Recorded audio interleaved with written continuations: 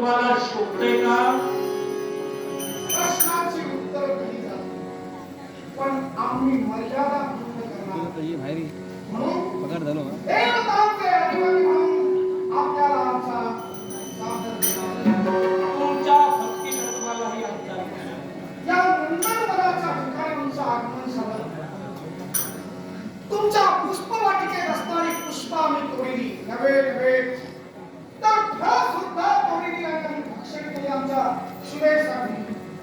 मग हे आमचं चूक असं आपल्याला वाटत असेल तर ते तुम्ही निदर्शनाचं आम्ही तुमचं तत्व महत्व जाणतोय, तरी सुद्धा देवेंद्राच्या न्यायपक्षे तुम्ही आमच्या समोर एक आमचे अपराधी आहात आणि म्हणून यावेळी तुमचं तत्व बाजूला ठेवून तुमच्याशी मी एक अपराधी म्हणून भाष्य करणार आहे.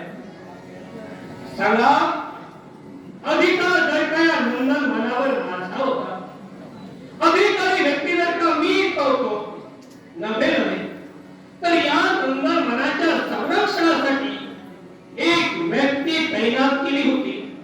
मग तिची किंवा आमची परवानगी न देता या नंदन वनांच्या फुलांचा आणि फळाचा विध्वंस करणं आणि इतरांना फळ भक्षण करणं हे तुमच्या तत्वाला शोभलं का? महत्व तत्वाला काय अनुचित आहे काय उचित आहे तुम्ही सांगण्याचे आम्हाला राम आलेला प्रश्न नंदनवनाचे अधिकारी तुम्ही, पण देवराज आम्ही तर ऐकलंय जनिता दिवो जनिता पृथिव्या स्वर्ग आणि मृत्यूलोकाचा उत्पादन करता म्हणे तुम्ही आहात.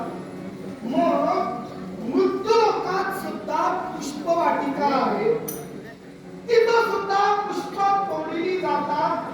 कधी कुणाला सांगण्यानं की कधी कुणाला न सांगता सुद्धा तोडली जातात. मग त्या अधिकारात कधी आपण डोकावून पाहिलं का?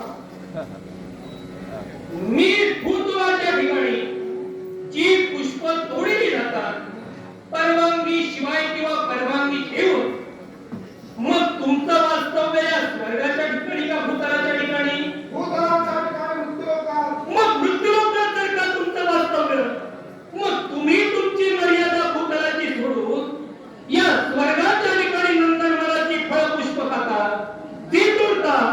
मग मृत्यूलोकात भूतलावर पुष्प किंवा फळ नाही का? ते हवं ते मला तिथं नाही का? आणि ते मला मिळवायचं आहे ते नंदनवनातच आहे, म्हणूनच माझी पावलं या नंदनवनात. नंदनवना ते तुम्हाला हवंय, ते तुम्हाला मिळवायचं ते नंदनवना आहे. मग एक शिष्टाचार आहे, हा मी आपल्याला नव्याने शिकवायची गरज नाही.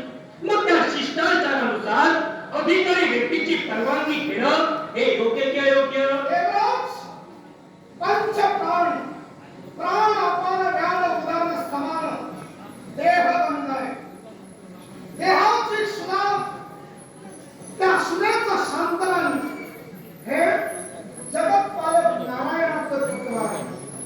मग ती सुद्धा भक्षण करण्यासाठी या नंदनवनात मी तुमची परवानगी घ्यावी. नक्की देवराज, पाहिजे.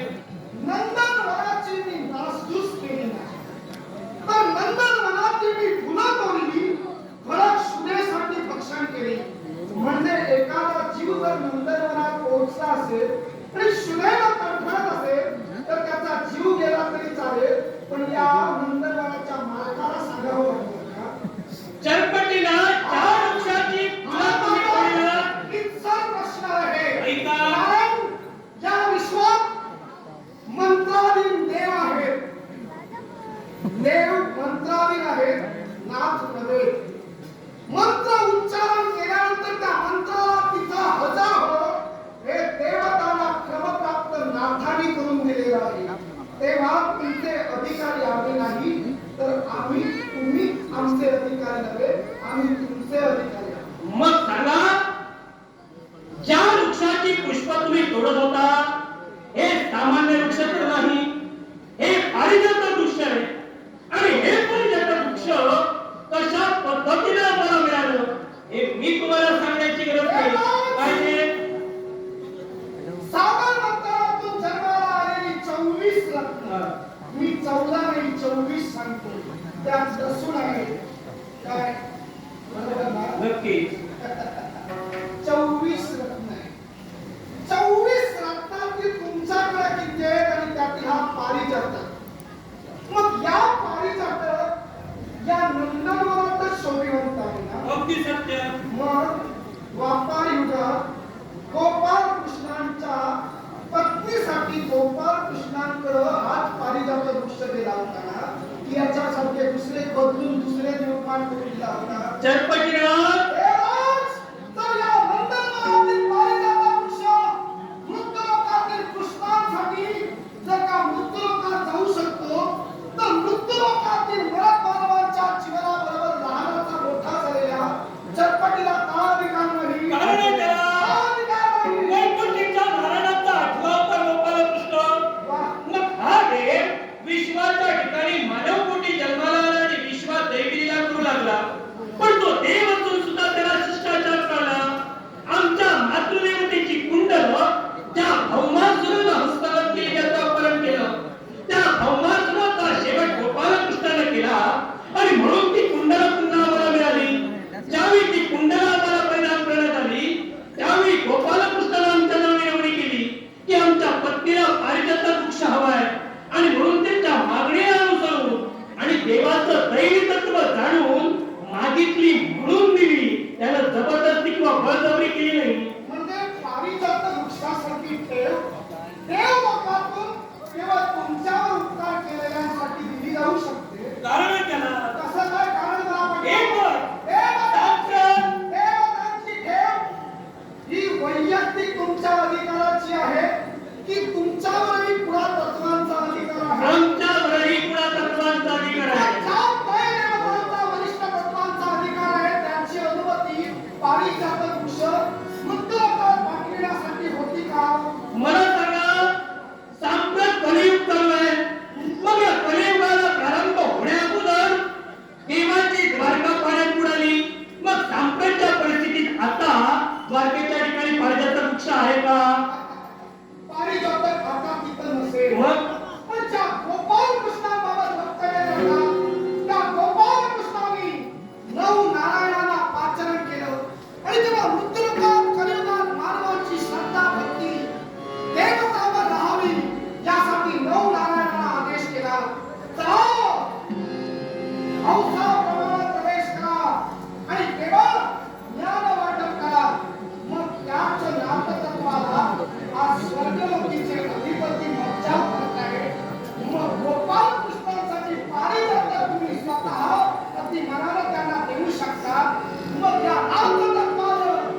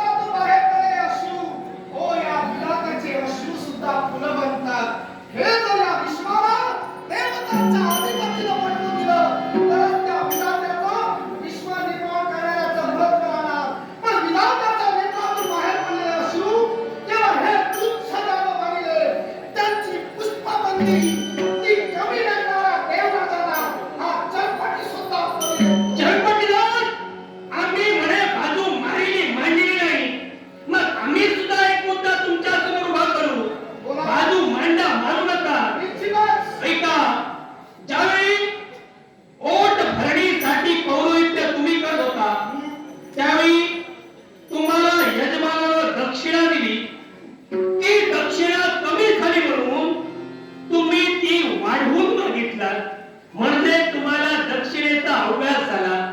हे ज्यावेळी तुमच्या पितृदेवतेला कळलं त्यावेळी तुमची तुमच्या घरातून हाकलपट्टी केली.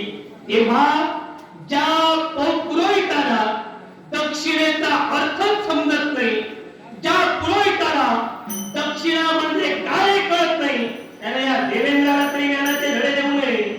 आमची हाकलपट्टी घरातूनच केली. तुमची या सिंहासनावरून किती वेळा केली ते आम्हाला माहित आहे. पुन्हा तिथं आहे. तिथं आहात ते सांगू नका. कारण मन्वंतराप्रमाणे इंद्र बदलतात. तुम्ही तिथं होता तसं नव्हे. प्रत्येक मन्वंतरात प्रत्येक इंद्र वेगवेगळा आहे. प्रत्येकाचा वर्णन वेगळा आहे.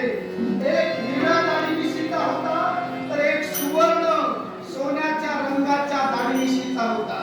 तेव्हा इंद्र तुम्ही किती ते मला सांगू नका. पण हाकलपट्टी म्हणतात म्हणून सांगतोय. मी जेव्हा दक्षिणा दाम दुप्पट मागितली हे माझं अज्ञान. शिवाय हे अज्ञान नव्हे तर केवळ माझ्याशी जळलेला हा खडकवाचा अहंकार होता. आणि ते जळत्व दूर करण्यासाठी कुलंब नावावर खेळलेला डाव होता. आणि त्या डावामुळेच दाम दुप्पट दक्षिणा मागायला मला भाग पाडली. आणि आज या स्वर्ग साम्राज्याच्या ठिकाणी चटपटी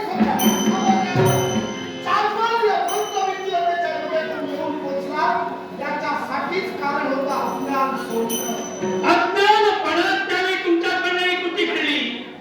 जो ओट भरणीचं एखाद्या धर्मकार्याचं पौरोहित्य करू शकतो आणि तो जर का पुरोहित अशा प्रकारे त्यावेळी अज्ञानी म्हणून अज्ञानाप्रमाणे वागू शकतो तर आता सुद्धा आम्हाला तुमचं अज्ञान दिसून येत आहे. एका अधिकारी व्यक्तीची आज्ञा न घेता त्याच्या वृंदावनात तुम्ही घुसून जी नासधूस आणि